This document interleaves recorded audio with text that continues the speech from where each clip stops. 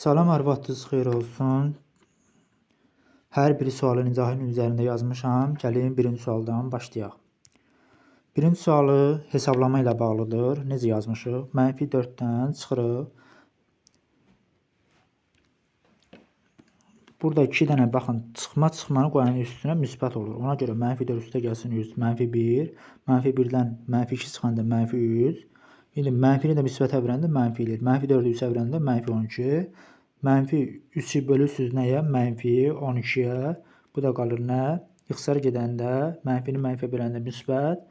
İxtisara hər tərəfini 3-ə aparanda 3 3-ə 1, 12 3-ə 4, 4-də 1. Keçirik ikinci suala. İkinci sualı tənliyin həll edilməsi ilə bağlıdır. Əvvəlcə nə edirsiniz? 12-ni bölürsünüz 4-ə düşür 100. Sonra 3-ü vurursunuz 2-yə 6, 6-dan çıxırsınız 2-ni eləyir 4. Sonra indi üçüncü sualda necədir? Maraqlı sual idi. Biraz diqqətli olmaq lazımdır. Mənə elə gəlir ki, baxın, satıcı hər 4-ünə 75 manat verir. Amma 3-ünü satanda 100 manat qazanc əldə edir. 140 dənə sırğa alıb. İndi həm 3-ə, həm də 4-ə bölünən ən kiçik ədəd 12. Tutaq ki, 12-sini alacaq nə qədər? Belə deyək də, 4-ün 75 manatı alırsa, indi 12-ni bölürsünüz, 4-ə düşür 3 dənə. 3 dənəni 75 manata vurasınız. Deyəcək, 225 manatı nə eləyəcək? Pul xərcləyəcək.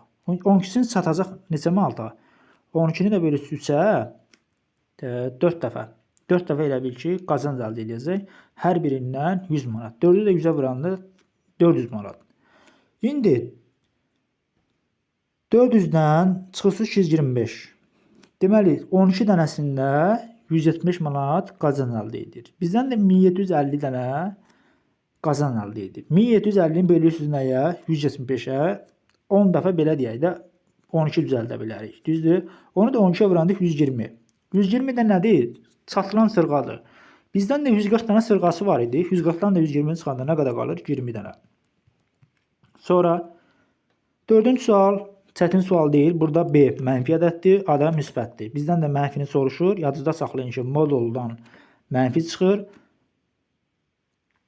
Müsbətdən də elə modulda olsa olduğu kimi çıxacaq. İndi burada B variantı tutaq ki, baxın, A moduldadır, B modulda deyil. Diqqətli olun. Ona görə müsbəti mənfiyə vuranda nə eləyəcək? Mənfi olacaq. Bizdən də mənfini soruşduğu üçün B variantı olacaq. Digərləri B modulda deyə. Burada da ki, baxın, mənfi olanda müsbət eləyəcək D variantı. A üstə gəlsin B olacaq burada. Onun üçün düzgün variant nə olacaq? B variantı olacaq. Keçirib 5-ci suala. Nədir? Səbətdəki armaların sayı, armudların sayına nisbəti 10/3-dür. Baxın, armudların sayı almaların sayından nə qədər azdır? 21 azdır da. Deyir ki, almaların sayı armudların sayından 21 ədəd çoxdur. Onun üçün nə edirsiniz? Armuda x deyirsiniz, almalar nə olacaq? X üstə gəlsin, 21 olacaq. Sonra, tənasib necədir? Elə yadasınız. Deyir axı, səbətdəki almaların sayının, alma sayı budur. X üstə gəlsin 21-dir. Armuda nisbəti. X üstə gəl 21 bölünsün x-ə.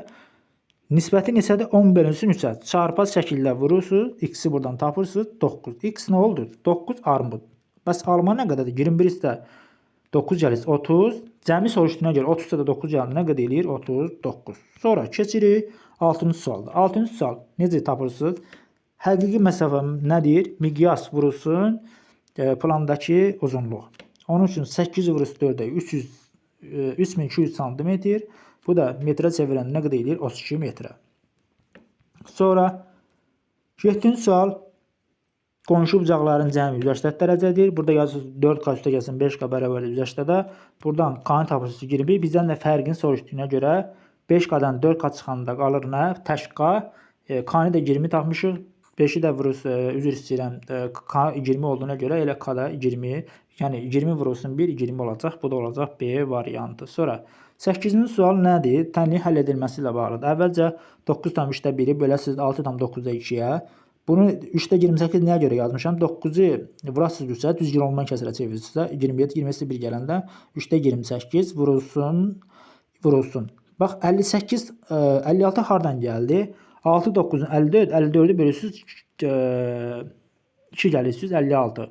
56-nı nə üçün yerini dəyişmişəm? Çünki bölmə olanda birinci qalır yerində, ikinci yerini dəyişir. Ona görə nə eləyir burada?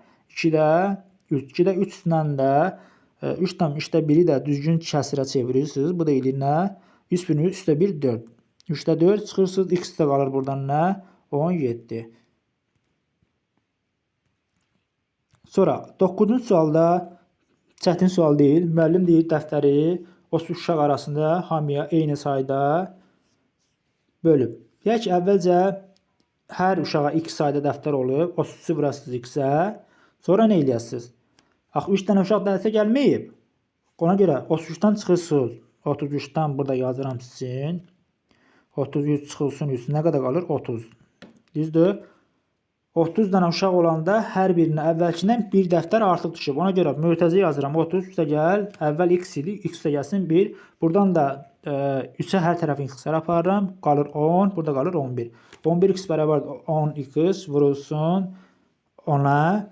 Üstünə gəlsin 10. Burada x də bərabərdir 11-dən də 10 çıxanda x. X də bərabərdir nəyə? 10-a. Sonra 10-cu sual burada tənliyin keçirməsi ilə bağlıdır. Sağ tərəfə, sol tərəfə keçirsiniz, qiymətlərini tapırsınız. Ən kiçik burada olan olacaq, C variantı olacaq. Hər birini yazmışam üzərinə. 11-ci sualda baxın, burada diqqətli olmaq lazımdır. Burada demir ha, ədədin rəqəmləri müxtəlifdir. Sadəcə 3 dənə müxtəlif ədəd var. Onun üçün yazırsınız bunu, mərtəbələrə ayırırsınız. 10A üstə gəlsin B, 10B üstə gəlsin C, 10C üstə gəlsin A. Deməli 11 dənə A olacaq, 11 dənə B olacaq, 11 dənə C olacaq. Bərabər eləyəsiniz 66-ya. 11-i mötərizə xaricində çıxardan A üstə gəlsin, B üstə gəlsin, C 66-dırsa, 66-nı böləsiniz 11-ə, A üstə gəlsin, B üstə gəlsin, C-nin cəmi 6-dır. Bizdən deyir ki, ən böyük. Ən böyük olması üçün A 4 olacaq, B 1, C də 1. Bəs deyəsiniz ki, niyə 0 olmadı? Çünki əgər C-yi biz 0 götürsək, 0 5 olacaqdır, düzdür? 0 ilə 5 başlayan bir ədəd yoxdur axı. 0 ilə başlayan bir xüsusi bir ədəd yoxdur. 2 rəqəmli deyir. Ona görə bu şərti ödəmədiyinə görə A-nı 4, B-ni 1, C-ni də 1 götürürük. Deməli düzgün variant hansı olacaq? Bizdən də A-B soruşduğuna görə 41 olacaq. Sonra 13-cü sualda burada 3 dənə işçi var. Biri gündə 12, digəri 13, digəri isə 18. Buradan biri işdən ayrılır. Deyir ki, hansını yerinə yetirə bilər? Əvvəlcə neyiz? 12 13 gəlirsə 25 edir, 12 18 gəlirsə 30 edir, 13 18 gəlirsə 31 edir. Burada niyə 24-ü götürür? Çünki bunlar biri işdən ayrılır da. Bir gündə 25-in görürsə, digəri 30-un görürsə, ikisi birlikdə ha. Digəri də ikisi birlikdə 31. İndi variantlarda məsələn 25-ə bölünən ədəd olsaydı biz götürə bilərdik. Məsələn 110 25-ə bölünməyəcək, 145 25-ə bölünməyəcək, 190 25-ə bölünməyəcək, 30-a bölünməyəcək. Onun üçün nə olacaq burada elə 124 amma 31-ə bölünür. Onun üçün nə olacaq? Burada düzgün variant B variantı olacaq. Sonra keçirik 13-cü suala. 13-cü sualda kağızın qatlaması ilə bağlıdır. 4 dəfə qatlayıbsa, baxın, elə bil ki, bu kağız, A4 kağızı bu vəziyyətdədir. Özünüz də qatlayarsınız. Görəsiniz ki, 16 dənə balaca xəttlər olacaq. 11 səhəsi 16 olacaq. İki hissəsi rənglənəcək. Çünki belə deyək də, kağızı qatdıranda ən axırıncı belə deyək də, bunlar qalacaq ortada. Bunlar qalacaq. Bunların da iki hissəsi rəngləndiyinə görə ümumi 16-da 2, bu da ixtisara gedəndə nə qalır? 8-də 1 qalıb. Sonra 14-cü sualda yadınızda saxlayın. A4 kağızı 4 dəfə qatlayıbsa, 60-ı vurasınız 4-ə eləyəcək nə qədər? 240 səhifə. Deməli, bu 240 səhifəli bir elə bir kitab olacaq. Bunu elə bil ki, bir vərəqini çıxardanda fərqi yoxdur. Hardan çıxardınız? Çıxardınız. Onsuz da bunların bütün cəmləri nə olacaq? Eyni olacaq. 482, ki, baxın, ikisini nümunə çəkmişəm. Yadınızda saxlayın, birinci vərəqlə ikinci vərəq qopanda axırdan 240 qopur, bir də 239 qopur. Və yaxud da üçüncü ilə dördüncünü çıxardanda 238 qopur, bir də 237 qopur. Bu da bunların cəmi eləyəcək nə qədər? 482. 15-ci sualda sahə ilə bağlıdır. Burada sahəsi necə tapırsınız? X üstə gəlsin 1 vurulsun, x üstə gəlsin 100. Bir ədədləri qoyursunuz variantlara uyğun burada. X 8 olanda, 8 üstə 1 gələndə 9, 8 də 3 gələndə 11. 9-u da 11-ə vuranda 99 eləyir.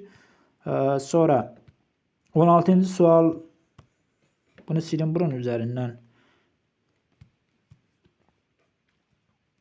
Baxın, burada niyə görə 4-ün üstünə 1 yazmışam? Görüm ki, bu 4 neçə dəfə təkrarlanır. 4'ün baxın, 4'ün üstü 1, 4'dür. 4'ün üstü 2, 16'dır. Bizdə axırıncı rəqəmi lazımdır.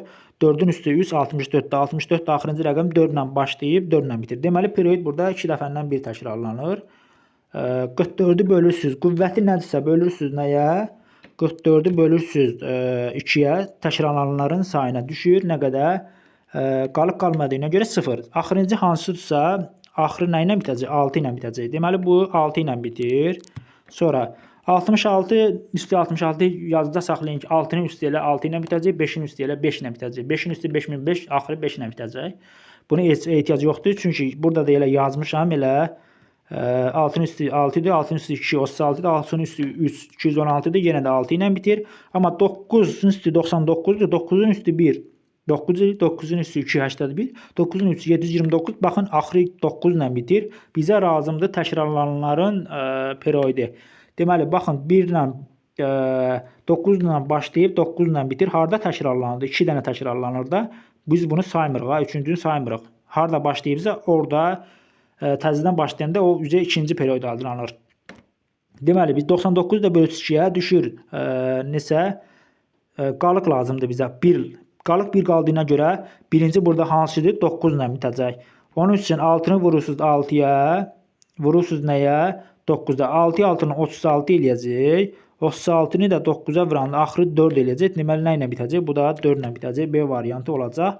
17-ci sualda burada 3 dənə üst rəqəmli ədəd toplayırlar. Müxtəlif ədədlər ala bilirlər. Məsələn, ən kiçik üst rəqəmli ədədi götürmək lazımdır. Çünki minimi tapmaq lazımdır. Sonra maksimum tapmaq lazımdır. Maksimumdan minimum çıxır, üzərinə 1 gəlirik. Niyə görə 1 gəlirik? Çünki burada 303 də daxildir. 2994 də daxildir.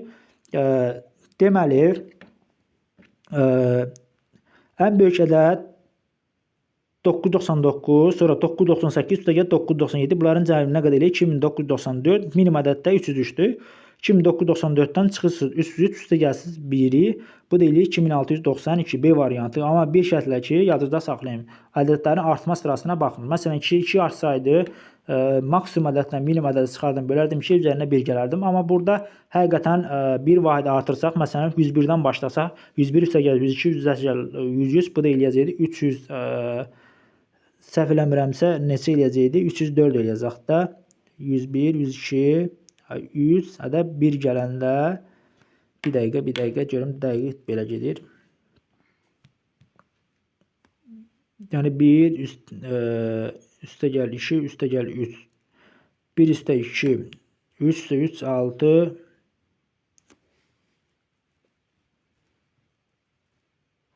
Deməli 101.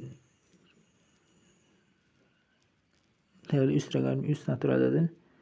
Hə, burada ola bilər ki, məsələn, götürə bilərik də, məsələn, 101, məsələn, 100, üstə gəlsin 101, 101, üstə gəlsin, məsələn, 103 yox, bir dəfə, məsələn, 103'ü götürsək, baxın, 1 üstə 3 gəlində 4 eləyəcək, elə 304 gedəcək, onun üçün elə ehtiyac yoxdur burada.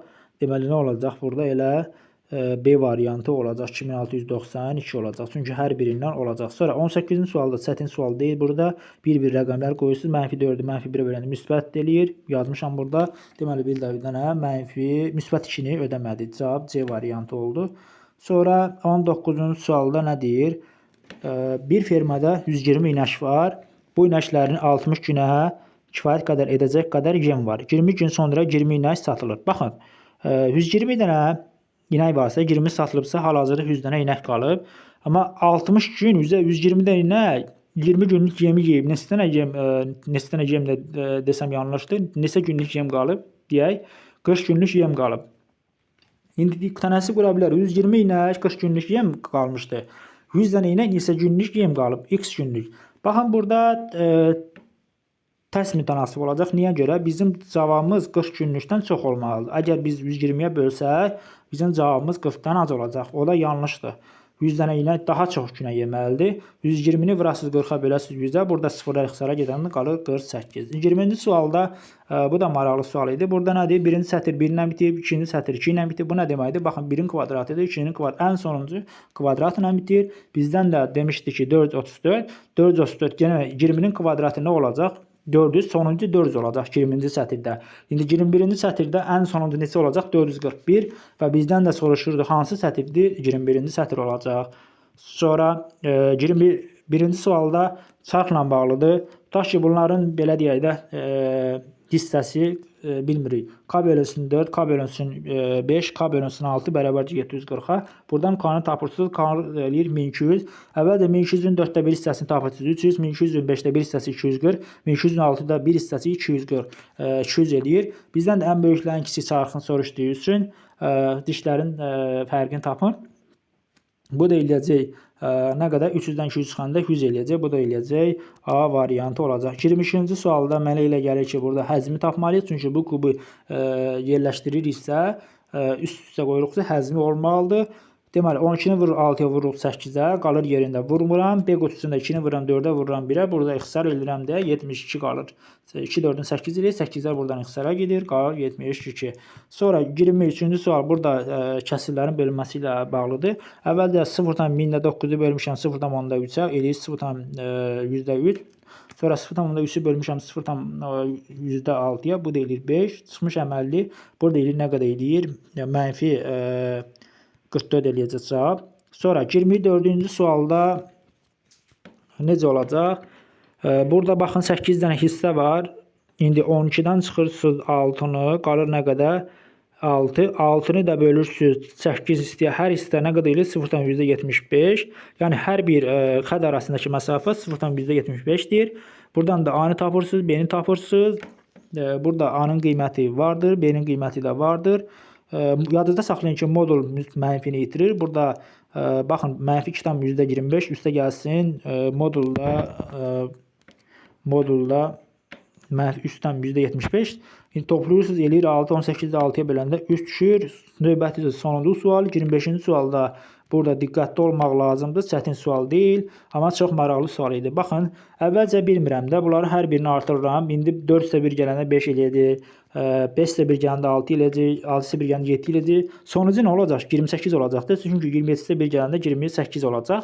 İndi görək neçə vahid dəyişib. Onun üçün böyükləri yuxarıda yazıram. Baxın. Kiçikləri də, əvvəlkiləri də altda yazıram. Çünki biri 5-dən başlayır, biri 4-dən.